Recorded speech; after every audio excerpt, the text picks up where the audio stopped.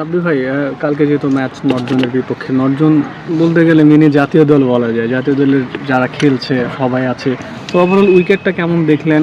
আর উইকেটে দেখলাম কিছু ঘাস আছে, শুরুতে পেসাররা বাড়তি সুবিধা বা বাউন্স আদায় করে নিতে পারবে কিনা? না, ফার্স্ট অফ অল হ্যাঁ, ওরা খুব ভালো টিম, মাশাল্লাহ। আমরাও আল্লাহর মতো খুব ভালো টিম।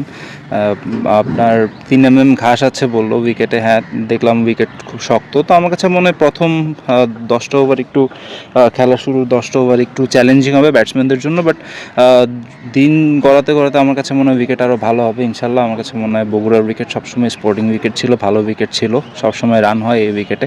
তো I think it will B a good contest. শেষ একটা প্রশ্ন করতে চাই।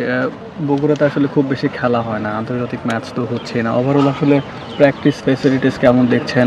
প্র্যাকটিসের যে উইকেটগুলো কেমন, ওভারঅল উইকেটটা কেমন? আসলে এই এত সুন্দর মাঠটা কি বঞ্চিত ছিল কিনা এতদিন? আর এখানে নিয়মিত খেলাটা হওয়া এখন উচিত কিনা? না, ফ্যাসিলিটিস খুব ভালো, হ্যাঁ হয়তো একদম এখন বলবো না ওয়ার্ল্ড ক্লাস ফ্যাসিলিটিস, কিন্তু আলহামদুলিল্লাহ খুবই ভালো ফ্যাসিলিটিস, ইমপ্রুভমেন্টের জায়গা আছে। আর হ্যাঁ, বগুড়া, রাজশাহী এসব জায়গায় আমাদের আরও ফ্যাসিলিটিস ইমপ্রুভ করা উচিত এবং খেলা বাড়ানো উচিত। রাব্বি ভাই, আজকেই শেখ মাহিদির আম্মা মারা গিয়েছে। উনি গতকালই প্র্যাকটিস করেছে, আজকেও প্র্যাকটিসে আসার কথা ছিল। এবং যখন তিনি খবরটা শুনলেন, তার এখান থেকে তার গ্রামের বাড়িতে যেতে অলমোস্ট 300 কিলোমিটার পথ, এখানে এয়ারপোর্টও নেই। তো সব কিছু মিলিয়ে একটা অ্যাজ এ প্লেয়ার হিসেবে এই জিনিসটা মেনে নেওয়া কতটুকু কষ্টের, এরকম একটা শকিং নিউজ এটা? হ্যাঁ ভাই, আসলে প্রথমে মিনা নিলে ওয়াইন নিলে রাজিউন, আসলে কারো বাবা মা চলে যাওয়া এটা কত কষ্টের জিনিস, যার যে আসলে সেই বুঝে। শেখ মেহেদী আসলে মানে কিছু বলার নেই এই জায়গাটাতে, কারণ এখানে আমি যাই কিছুই বলি, কোনো কিছুই আসলে এটার কোনো মানে নেই। তো আমার কাছে মনে হয় আমরা সব দোয়া করি আন্টির জন্য, আল্লাহ ওনাকে ব্যস্ত নসিব করুক। আর যেহেতু একটা এরকম একটা জায়গা থেকে ওর যেতে হচ্ছে, আল্লাহকে ধৈর্য ধারণ করার তৌফিক দিক।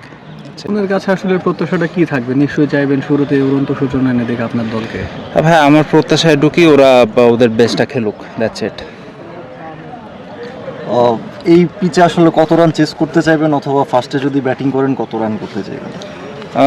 ভাই, ওরকম তো আসলে গদবাধা কোনো কিছু বলতে নাই, কিন্তু অবশ্যই যদি প্রথমে ব্যাটিং করি 300+ রান তো করার অবশ্যই প্ল্যান থাকবে, বাকিটা উইকেটের উপর।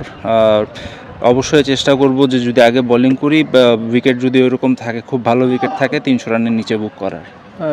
পেসারদের কথা যদি বলি, টপ পেসার যারা আছে তারা আছে। স্পিনারদের কথা যদি বলি, নাসুম ভাই দুর্দান্ত ফর্মে আছে, অলরাউন্ডার সাইফুদ্দিন আছে। আসলে ওভারঅল কি মনে হয় আপনার, আপনি অ্যাজ এ ক্যাপ্টেন কি মনে হয় ব্যাটারদের চেয়ে আপনার বোলিং ডিপার্টমেন্ট কি একটু এগিয়ে আছে কিনা?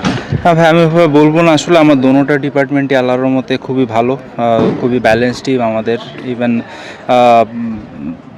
স্পিনারদের আপনি যদি দেখেন, নাইম আছে, নাসুম, দুজনই ন্যাশনাল টিমের সবসময় নিয়মিত প্লেয়ার। উপর থেকে আপনি যদি দেখেন ইমন, জাকির, অমিত, সৌরভ ভাই, আমি, পাটু, এদিকে সাইফুদ্দিন আছে, নাইমও ব্যাটিং করতে পারে। তো আমার কাছে মনে হয় যে ভাই আলহামদুলিল্লাহ আমাদের খুব ব্যালেন্সড একটা টিম। ইনশাল্লাহ আমরা ভালো ক্রিকেট খেলবো ইনশাল্লাহ।